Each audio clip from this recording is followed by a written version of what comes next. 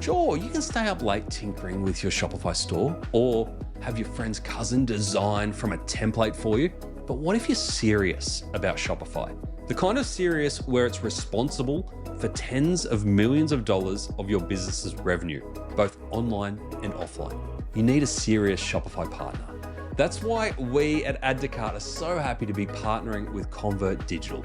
Convert Digital has been named a Shopify Platinum Partner. It's a status that's held by fewer than 30 agencies worldwide. That means Convert are the go-to for brands like Age, Honey Birdette, Shopo, and Gander, who need to not only optimize Shopify, but innovate with it. So, if you are ready to get serious with Shopify, Convert Digital are your Platinum Partner team. Visit convertdigital.com.au and have a chat with their newly crowned Shopify Platinum Partner team. I reckon for most fashion founders, the word fit and sizing is a word that gives them nightmares every single night. It's the part of fashion that can absolutely erode your margins. It's the reason that return pile is out of control, and it's why your warehouse is full of half-open boxes that can't be resold. So often, sizing and fit is treated as a logistical or an inventory issue, and often as a bit of a headache. But here's the thing. If you stop looking at fit as a headache and start to look at it as a psychological barrier or even a potential conversion point, everything changes. Because the real opportunity isn't in reducing returns or clearing inventory. It's in the customer who connects with you because you have clothes that fit in sizes that represent them. That really clicked with me after a recent chat with Zoltan Sharkey, co-founder of Citizen Wolf and Magic Fit. Zoltan spent the better part of the last decade trying to solve the fit problem from inside the fashion industry,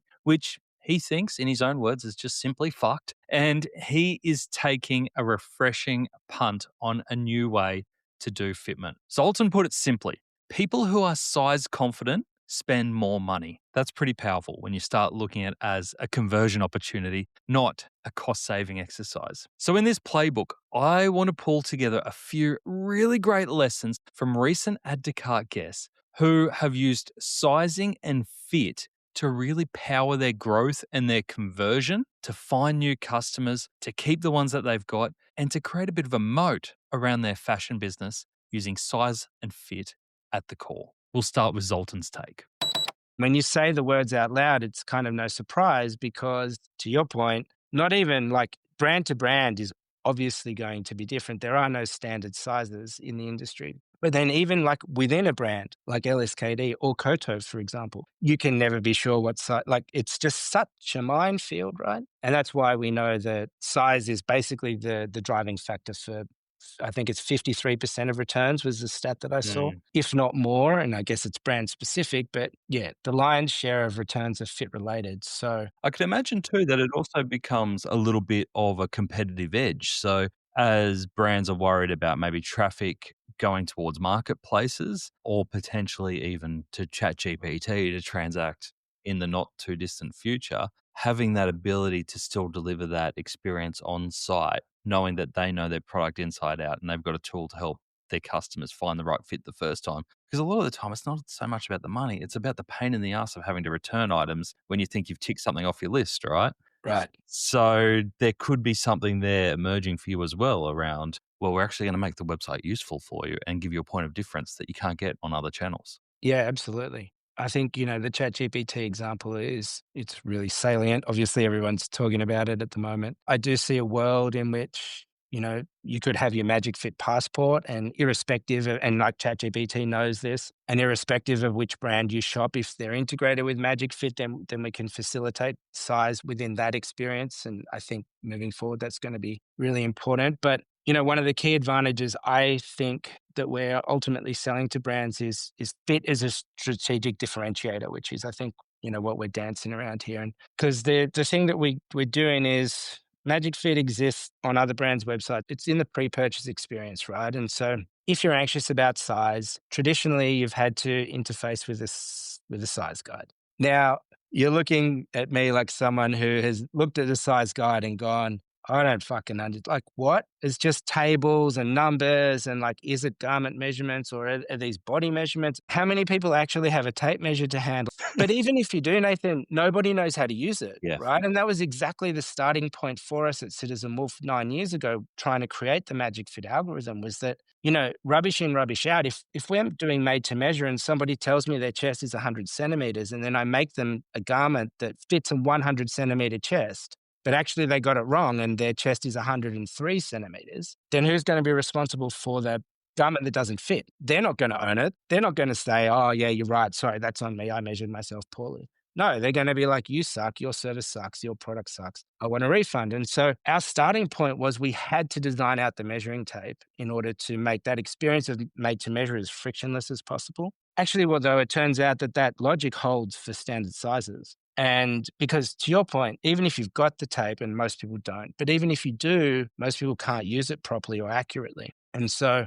plus it just like it completely interrupts the process. You're on there, you're on the brand website, you're on the PDP, it's the beating heart of the e-com site. It's beautifully laid out and done. And, so much blood, sweat, and tears has gone into making that page just so. And like, that's true of every e-com site, but like the fashion industry is more service level than most. And so I think it's safe to say that it's probably a little bit more well argued or whatever. And then, you're like, oh, I don't know what size I am. Oh, wait, I'm just going to like get up and like root through the bottom drawer to try find this thing. And then like something happens, your phone rings or blah, blah, blah. The Amazon guy shows up and then lo and behold, you abandon the cart.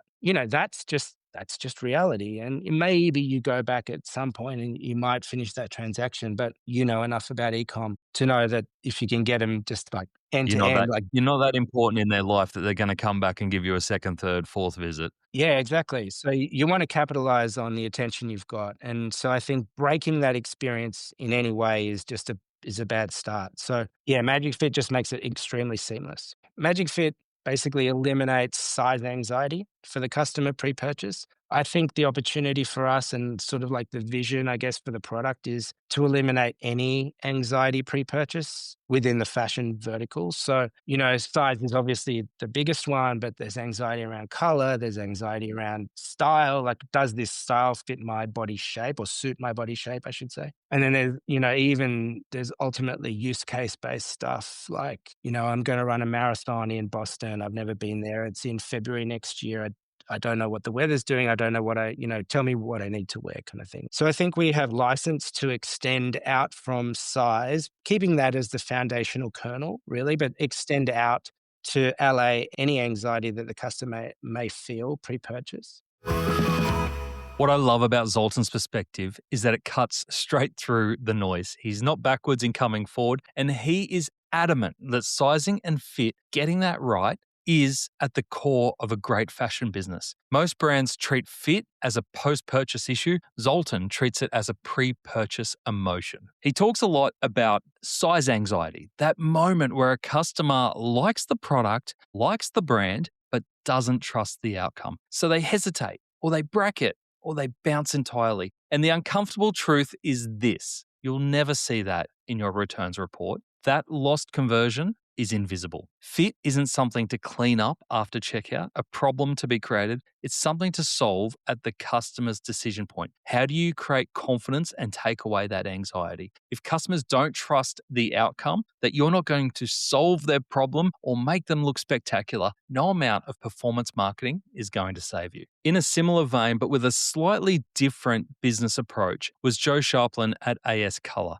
They think about hero franchises in terms of product to make choice feel easy. They specialize in a deceptively hard fashion category, t-shirts. While a t-shirt might seem pretty basic, we all know as soon as we throw one on, whether it's the right fit or not. They pride themselves on creating great fit and great quality t-shirts to give that customer confidence in their sizing and take away that anxiety for the rest of their range. On our podcast, Joe said that when you hit the t-shirt PLP and you are scrolling forever because there's so much detail in there, a lot of people just tap out. They get overwhelmed because to a normal person, a t-shirt is a t-shirt. And suddenly they're being asked to choose from 45 versions of what looks like on the screen the same thing. So AS Color built a really smart solution into their site. They call them hero franchise filters, and they put them at the top of the PLP. And instead of forcing customers to compare dozens of SKUs, they let customers start with a simple decision. Pick the franchise that you're interested in. Staple, classic, oversized, whatever it is. Each franchise has a consistent weight and fit, like 180 GSM versus 220 GSM, and AS Color makes that information super easy to understand right there on the PLP. So the customer isn't thinking, which of these 45 Ts is right? Which ones will fit me? They're thinking, do I want a lighter and softer or heavier and more structured t-shirt? That's the decision point there to get them to the right fit. And that's a completely different mental load. Then Joe talked about the second piece that really made it work, bringing proper PLP filtering and better site search into the experience. Things like being able to search by weight or by fit. It's small on paper, but massive in reality. Because what you're really doing is turning confusion into confidence. And confidence is what gets customers to press that add to cart button. So if your product list is big or growing rapidly, don't just give customers more options. They actually don't want more options. Give them clearer starting points. Build a few hero groupings that explain fit to start with to get over those barriers. And in plain English, back it up with filtering and search that lets customers narrow in fast. We don't want that fit anxiety hanging around too long, because the faster someone can say, yep, that's my kind of tea, the less likely they are to bounce or to buy 3 sizes and send 2 back. Another approach was brought to us by Pete Kerridig Evans. He's from Try With Mirror, a new solution that lets customers try without commitment. And as a retailer, it kind of sounds scary at first. Pete argues that if you want high value fashion customers, you actually need to encourage the behavior that most brands try to kill up front, trying multiple items. We actually don't want them trying multiple items, but Pete's built a solution to help retailers and customers win at the same time. Try With Mirror digitizes the fitting room. Customers try before they buy, and they only pay for what they keep, which sounds like a CFO's worst nightmare, really. But the actual data goes the other way. By removing the financial friction of getting it wrong, that anxiety that we talked about, customers are more likely to complete the purchase in the first place. Cart abandonment drops, first-time conversion improves, and the big kicker that Pete talked about is that average order values can lift by 48%.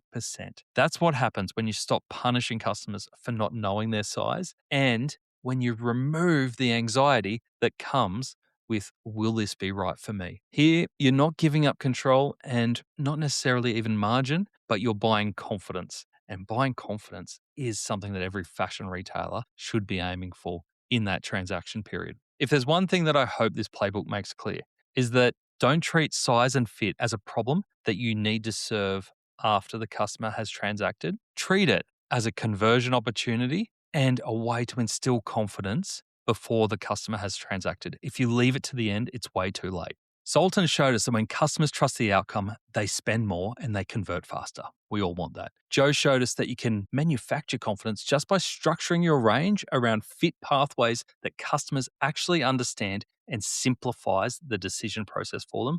And Pete proved that by removing commitment at the fitting stage, you can dramatically increase AOV.